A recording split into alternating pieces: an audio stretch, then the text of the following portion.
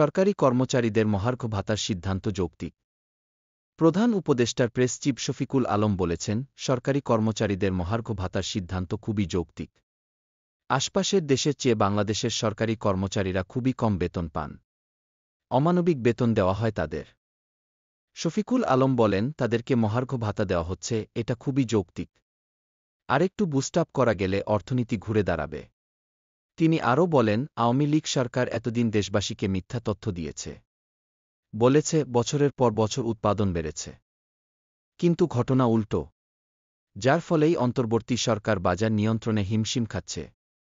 Syndicate নিয়ন্ত্রণে সর্বোচ্চ চেষ্টা করা হচ্ছে জানিয়ে প্রেস চিফ বলেন, আলুর উৎপাদন কম হওয়ায় দাম বেড়েছে। যদিও বিগত সরকার আলুর বাম্পার দেখিয়েছে।